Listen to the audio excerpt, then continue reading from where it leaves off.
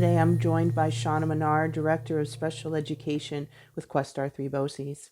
We're going to talk about remote learning, parents and caregivers of special education students, and those students' particular needs. Hi, I'm Shauna Maynard. I'm the Director of Special Education at Questar 3 BOCES. We serve students with special needs from Rensselaer, Columbia, and Greene counties. Thanks so much for joining me today, Shauna. First question. From your perspective, in this time of remote learning, what are some ways parents and caregivers and schools can continue to holistically approach the ongoing needs of special education students? Holistically, there are a variety of resources that are available. There's public broadcasting like WMHT locally providing resources. I know that the State Museum and other venues are offering opportunities for remote learning and really experiencing things in different ways. Considering things around the house that will bring learning to life. So the return of spring is a chance to learn about science and personalizing social studies with talking about family history. Just really finding creative ways for children to learn and feel comfortable in this new environment of being home all the time. Honing their writing skills by writing letters to friends that they miss. Really just making it fun. Children really engage through fun opportunities, and so the more fun that you can make it and the more creative, the better it's going to be. However, there is a list of resources that are provided. There's many links out there. I think that we need to find balance. I know that families are feeling overwhelmed and educators are feeling overwhelmed with the number of resources that there are. So it's really finding that balance and finding out what's the best thing that's going to work for both the educator and for the family at that time. Thanks for that, Shauna. Second question. What insight can you offer parents and caregivers on ways to maintain, perhaps even strengthen, a student's learning and capacity during this time of remote learning? So, at the forefront of education is the creation of an environment where all children thrive. Given the current realities of remote learning, equity and access is really a highest priority. It's a very real worry for families, particularly from the parent perspective, regarding widening the learning gap for their children with special needs.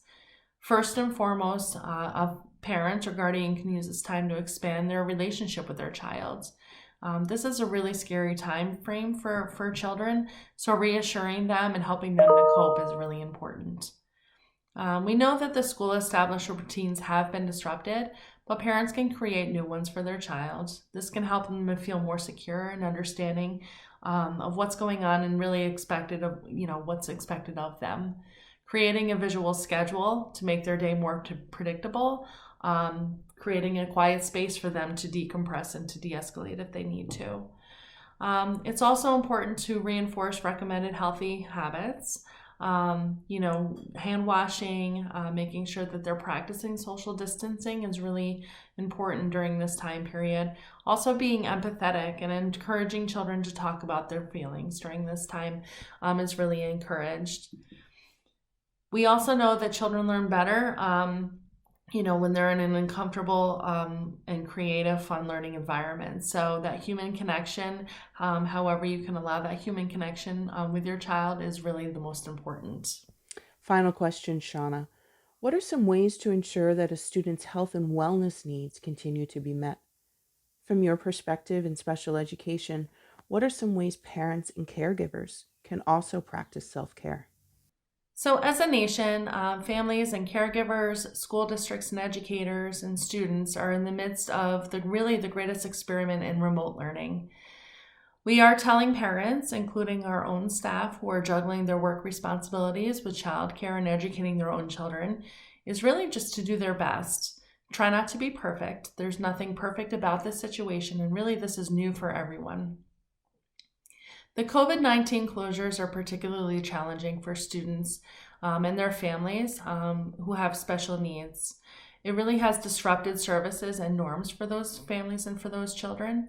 Moreover, many of these children fall into the category of high risk due to their health conditions. So really we need to be sensitive to this and supporting this and recognizing that these are real challenges that families are faced with. Ultimately, communication is key. We found that staying informed and engaged with our families, but not overdoing it, as families are feeling overwhelmed. We really need to balance technology with other resources and means. So our recommendation for families is really just checking in with teachers, with providers, offering, to provide resources on both ends. But also don't feel pressure to replicate the school day. We recognize that it's not going to be the same as if your child were with us for 6 hours a day. However, setting schedules and expectations are important, but recognizing giving flexibility to that too. We want to make sure that we're not so structured that we're overwhelming students, as well as families really trying to balance the multiple responsibilities that they're currently faced with.